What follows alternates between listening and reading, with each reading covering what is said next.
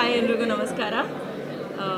Cinema ತುಂಬ ಚೆನ್ನಾಗಿ ಬಂದಿದೆ. ಟಾಪಿಕ್ ಅಂತ ಹೇಳ್ಬೋದು. And also horror, thriller, suspense, ಸ್ವಲ್ಪ ಭಯ ಮೂಡಿಸುವಂಥದ್ದಿದೆ, ಕಾಮಿಡಿ ಇದೆ. ಆ್ಯಂಡ್ ನಮಗೆ ಬೇಕಾದಂಥ ಒಂದಷ್ಟು ವಿಷಯಗಳು, ಹೊಸ ವಿಷಯಗಳನ್ನ ಕನ್ವೆ ಮಾಡೋದಕ್ಕೆ ಟ್ರೈ ಮಾಡಿದ್ದಾರೆ. ಐ ಥಿಂಕ್ ಅದೆಲ್ಲ ನಮ್ಮೆಲ್ರಿಗೂ ರೀಚ್ ಆಗಿದೆ ಅಂತ ಭಾವಿಸ್ತೀನಿ. All the very best to the whole team.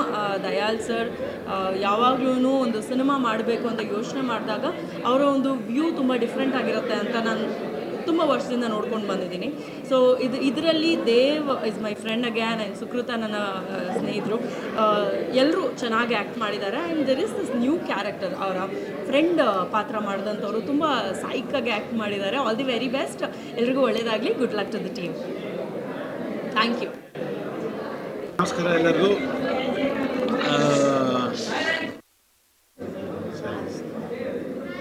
Kabaddi ಟೈಟ್ಲೇ ವೆರಿ ಇಂಟ್ರೆಸ್ಟಿಂಗ್ ಆ್ಯಂಡ್ ಕತೆ ಇವತ್ತಿನ ಜನ್ರೇಷನ್ಗೆ ಇವತ್ತು ಪ್ರಪಂಚದಲ್ಲಿ ನಡೀತಿರೋ ಅಂಥ ಒಂದು ತುಂಬ ಆಳವಾದಂಥ ಒಂದು ವಿಷಯನ ಇಟ್ಕೊಂಡು ಸಿನಿಮಾ ಮಾಡಿದ್ದಾರೆ. ರವಿ ಆ್ಯಂಡ್ ಚೇತನ್ ನನ್ನ ಸ್ನೇಹಿತರು.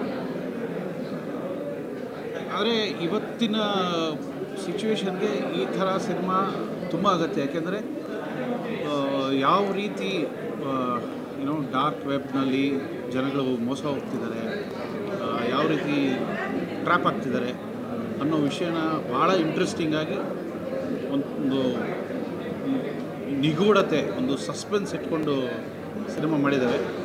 ಆ್ಯಂಡ್ ಆರ್ಟಿಸ್ಟ್ಗಳು Sukrutha, Satvik and Dev extraordinary performance. ಇಬ್ಬರು ಹುಡುಗರಂತೂ ತುಂಬ ಚೆನ್ನಾಗಿ ಮಾಡಿದ್ದಾರೆ.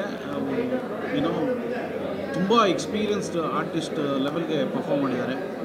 ಆ್ಯಂಡ್ ಸುಕೃತ ಅವರು ಆಲ್ರೆಡಿ ಎಲ್ಲರೂ ಚಿರಪರಿಚಿತ.